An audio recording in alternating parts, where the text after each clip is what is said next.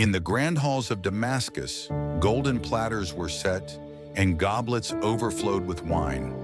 It was not a night of celebration, it was a snare. The Umayyads, once rulers of the vast Islamic world, walked into a trap they never saw coming. Over 1,000 years before the infamous Red Wedding of fiction, history had already written its darker version. This is the true tale of betrayal, survival, and the single spark that would light a new empire in the West.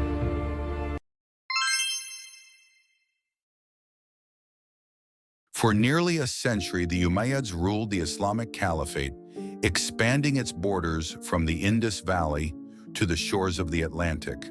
Their capital, Damascus, became the beating heart of a powerful empire, but power came with enemies. Resentment grew. Many saw the Umayyads as distant, elitist, and unjust.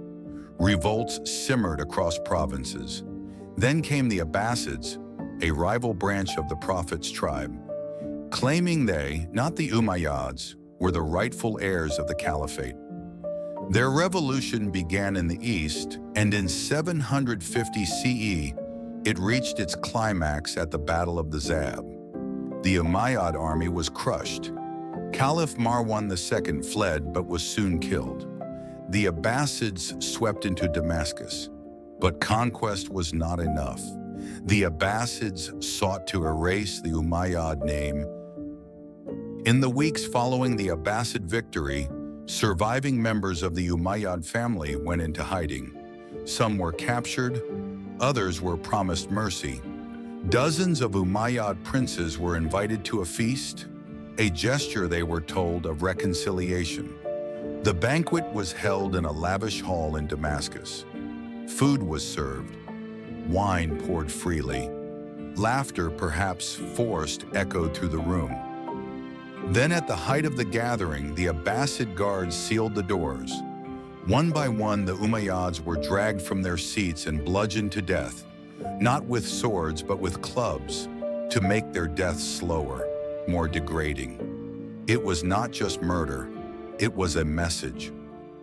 One young Umayyad prince, Abd al-Rahman ibn Muawiyah, was far from Damascus when the massacre unfolded. Just a teenager, he fled with his brother across the deserts of Syria, hunted by Abbasid agents. In a tragic moment near the Euphrates, Abbasid horsemen caught up to them. Abd al-Rahman jumped into the river and swam across. His brother hesitated and was killed.